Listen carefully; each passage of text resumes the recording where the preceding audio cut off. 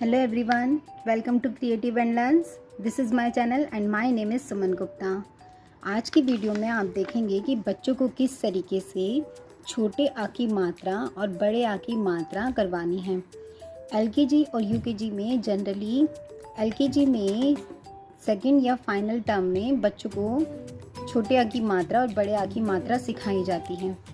बच्चों का अगर बेस अच्छा हो तो उनको 6, 7 इवन 11, 12 में भी हिंदी में कोई प्रॉब्लम नहीं आती है। बच्चे बहुत अच्छे से हिंदी लिख पाते हैं। जिस तरीके से इंग्लिश में वॉवल्स ग्रामर सीखना ज़रूरी होता है, ठीक उसी तरीके मात्राएं सीखनी होती हैं, ठीक है, ताकि बच्चा जो है हिंदी लिखते टाइम गलती ना करे। देखिए, वैसे तो छोटे आ की मात्रा नहीं होती है, लेकिन कोई भी व्यंजन जो है वो बिना छोटे आ के पूरा भी नहीं बनता है। अगर हम किसी भी व्यंजन को पढ़ते हैं तो उसका जब साउंड आता है ना, तो उसमें पीछे साउंड में आप छोटे आ को सुनेंगे। जिस तरीके से ये न लिखा हुआ है ना, तो यहाँ पे न बनता है न, तो आप सुन पा रहे हैं पीछे का साउंड जो है वो आ में आता है। जैसे कि अगर मैं यहाँ पे क पढ़ती हूँ तो उसका साउंड जो है पीछे आ में सुनाई देता है। तो यहाँ इस तरीके से ये छोटा आ जो है हर अक्षर के साथ में इंक्लूडेड होता है, ठीक है।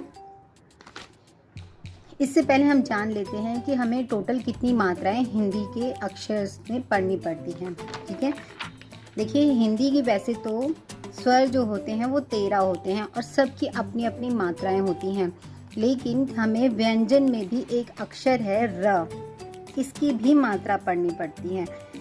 बेसिकली री, यानी कि ये जो री से ऋषि वाला री होता है ना, ये र और छोटी बड़ी ई की मात्रा से मिलकर बनता है री।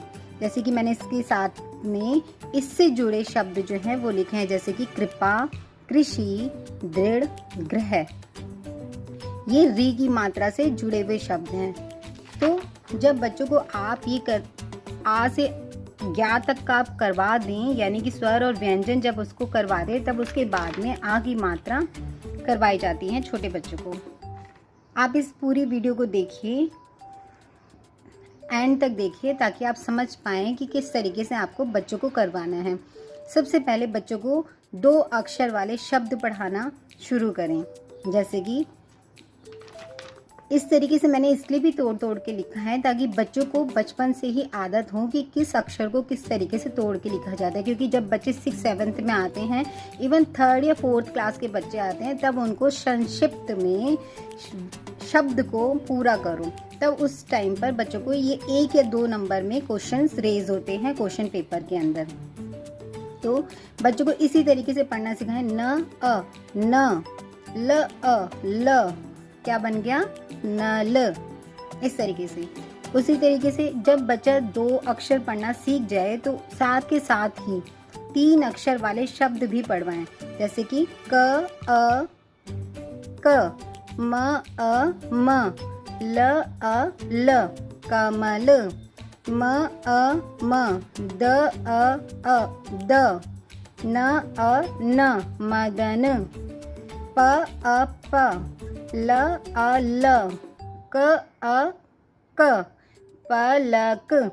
इस तरीके से जब बच्चा पढ़ना सीखता है ना, तो वो समझ पाता है कि हर मात्रा का यूज़ व्यंजन के शब्द के अक्षर के साथ में मिलकर किस तरीके से शब्दों को पूरा करता है, ठीक है।